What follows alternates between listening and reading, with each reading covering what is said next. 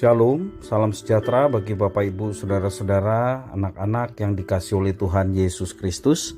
Berjumpa kembali bersama saya Pendeta Eka di dalam renungan firman Tuhan pada hari ini, hari Kamis 12 Januari 2023. Sukacita dan damai sejahtera dari Tuhan Yesus kiranya menyertai hidup kita sekalian. Puji nama Tuhan.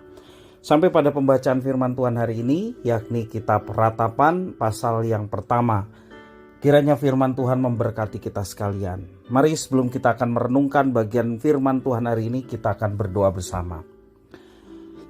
Tuhan Allah Bapa di surga, di dalam nama Tuhan Yesus, kami datang kepada Tuhan mengucapkan syukur dan terima kasih buat penyertaan dan berkat Tuhan yang sungguh kami alami dari hari ke hari sampai pada hari ini.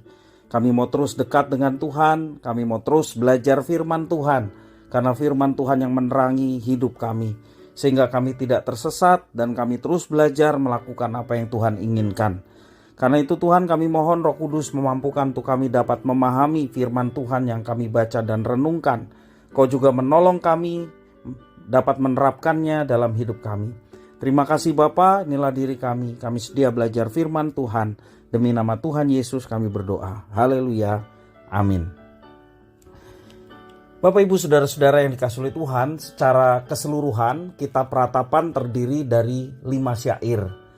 Isinya berupa ratapan atas jatuhnya Yerusalem ke tangan tentara Babel, kehancurannya serta kisah masa pembuangan. Hal itu terjadi kira-kira tahun 586 sebelum Masehi.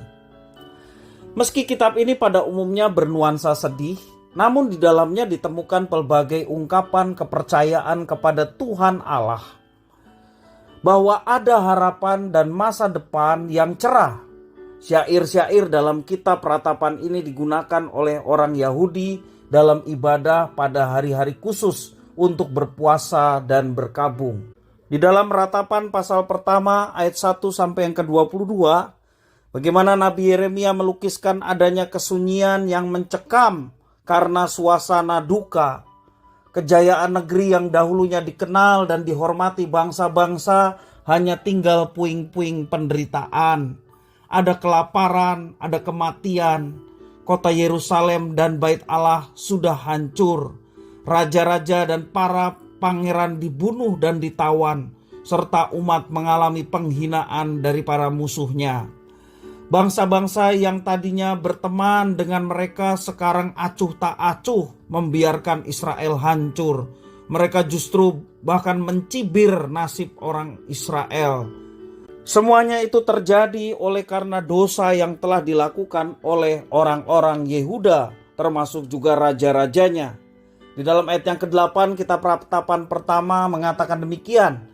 Yerusalem sangat berdosa sehingga najis adanya. Semua yang dahulu menghormatinya sekarang menghinanya karena melihat telanjangnya, dan dia sendiri berkeluh kesah dan memalingkan mukanya.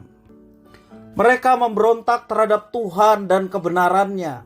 Dikatakan ayat 20 dan juga 18 bagaimana Yehuda memberontak dan tidak mau dengar-dengaran akan teguran dan firman Tuhan yang disampaikan oleh para nabi termasuk Yeremia. Para pemimpin mereka menjalankan pemerintahan secara tidak bertanggung jawab. Itulah yang membuat mereka dihukum dan diporak-porandakan oleh Tuhan. Dalam ratapannya, Nabi Yeremia sadar atas segala keluhannya. Ia berpaling kepada Tuhan dan menyatakan pengakuan dosanya di hadapan Tuhan.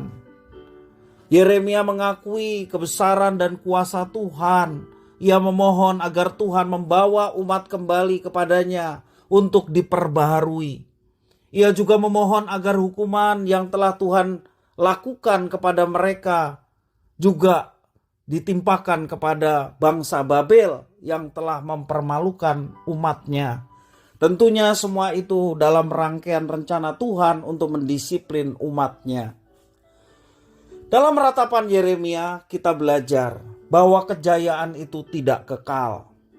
Ada saatnya semuanya akan hancur dan yang tersisa hanyalah kepedihan yang mendalam. Hanya Tuhanlah yang kekal.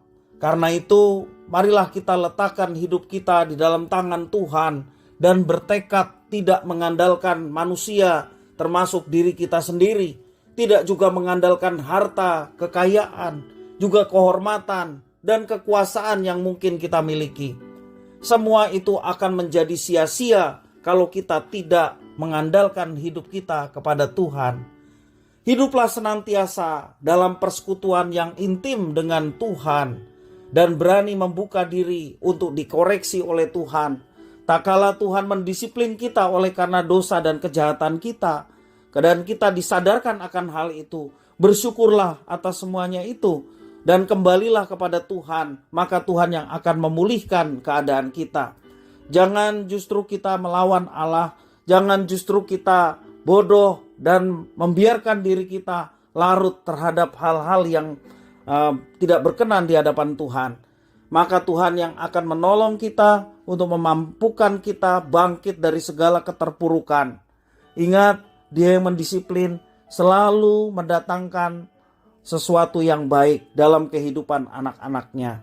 Jangan kita menjadi putus asa, jangan kita menjadi gentar, tetapi tetaplah berjalan bersama dengan Tuhan, maka Tuhan berikan kemampuan untuk kita melewatinya dan berkomitmen untuk tidak mengulangnya kembali, dan kita mau melakukan sesuatu yang benar di hadapan Tuhan. Maka Tuhan yang akan menolong kita, memampukan kita untuk mengerjakannya. Kiranya firman Tuhan memberkati kita sekalian. Kita berdoa. Terima kasih Bapa atas firman Tuhan. Mampukan kami untuk dapat melaksanakannya. Ketika Tuhan mendisiplin kami mau belajar mengucap syukur atas semuanya itu. Karena rasa kasih Tuhan, Engkau menghajar dan menggocok kami untuk lebih baik lagi. Dan ampunilah kami Tuhan segala hal yang tidak berkenan di hadapan Tuhan. Segala dosa dan perbuatan kami yang membuat sakit hati Tuhan.